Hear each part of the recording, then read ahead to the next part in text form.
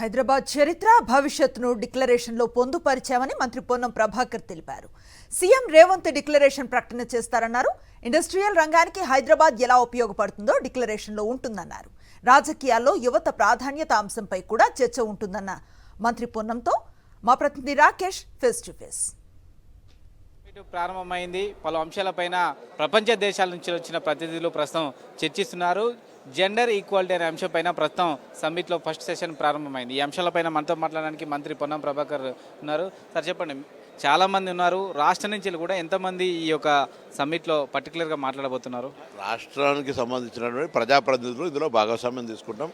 కానీ 100 దేశాల నుంచి వచ్చేటువంటి ప్రతినిధులకు సంబంధించిన చర్చా వేదికలో సమన్వయం చేస్తూ జరుగుతున్న ప్రపంచ స్థాయి అంశాల పట్ల ప్రజాస్వామికంగా ఏ విధంగా ఉండాలి, ప్రపంచంలో ఈరోజు ఉన్నటువంటి మారుతున్న పరిస్థితుల లోపల ఆనాడు నెహ్రూ గారు, గాంధీ గారు ఎట్లయితే అలీన ఉద్యమాలకు సంబంధించి ప్రపంచంలో ఒక శాంతి ఉండాలనేటువంటి ఆలోచన చేసినారో అటువంటి విధంగా ఈ 100 దేశాలకు సంబంధించిన ప్రతినిధులు ప్రస్తుతం ఉన్నటువంటి అప్రజాస్వామిక విధానాలు కావచ్చు, రాజ్యాంగాలకు సంబంధించి కావచ్చు, దేశాల మధ్యలో అంతర్ సంబంధాలు కావచ్చు, వీటన్నిటికి సంబంధించి జరుగుతున్న పరిణామాలు శాంతికి విఘాతం కలిగిస్తున్న దృష్ట్యా అటువంటి జరగకుండా ఉండడానికి ఈ వేదిక ఒక దిశను, నిర్దేశాన్ని ఇస్తుందని అనుకుంటాను. యువత రాజకీయ భవిష్యత్ రాజకీయాల్లో పాత్ర అనే అంశం మీద మాట్లాడుతూ ఉన్నాం.